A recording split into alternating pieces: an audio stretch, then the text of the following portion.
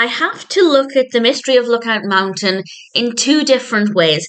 This is a Thomas film from 2022. It's directed by Campbell Breyer and Sean V. Jeffrey. And the reason I have to look at it in two ways is because, one, I'm watching it as somebody who grew up with Thomas. I find Thomas very nostalgic, so I'm always keen to explore new Thomas films.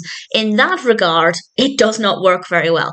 But also, I have to look at it as film released in 2022 with a new audience who might not necessarily be familiar with some of the earlier versions of Thomas.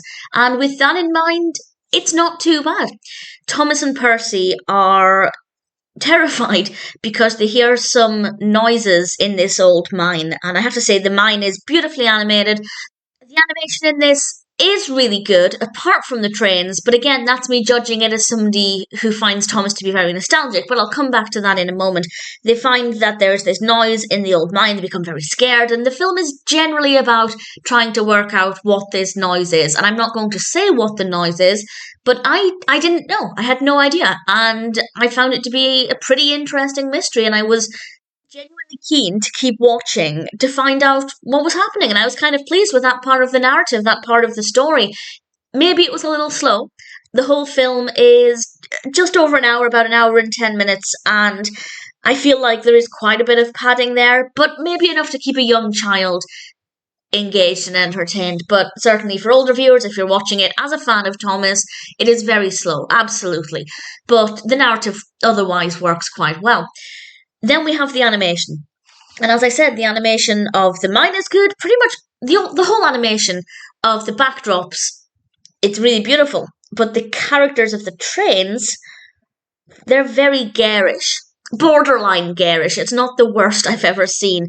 But I feel like it's not the most pleasant to look at. And that's not just me judging it with a nostalgic head, looking for the classic Thomas.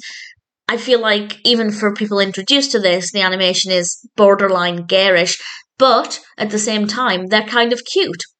And if a child or anybody has never seen Thomas and they watch this for the first time, I don't think they'd recoil, which I will be honest was kind of my reaction when I started watching it, because I had seen the poster artwork for it before I started watching it, but sometimes posters are not necessarily an accurate reflection of the animation style, and then I started watching it and I realised, actually, yes, it kind of is. And while I was expecting it to be different to some of the more classic versions of Thomas, I wasn't expecting it to be quite this different.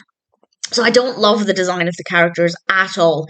And I think if a person is new to Thomas, it might be okay, but I do still think it is bordering on being quite garish and unsightly and just not that pleasant to look at with the characters. And that's not just with Thomas or any of the main classic characters like Percy.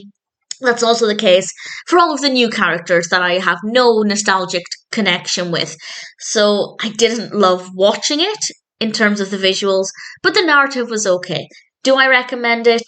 It's difficult to say, because if you're looking for nostalgic Thomas, then I'd say no, not at all. But if you like films about trains, and you like cute but also kind of garish characters, then maybe. And in terms of the story being interesting and the animation, it's definitely brightly coloured, I'll give it that. Then for young viewers, it might be quite engaging. So I recommend it to some people. I don't hate that I spent the time watching it. I didn't mind it. But I'm not in a hurry to watch any more very contemporary versions of Thomas, because it wasn't the most pleasant experience. Thomas and Friends, All Engines Go, The Mystery of Lookout Mountain is okay. For some people it might be better. For some people it might be worse.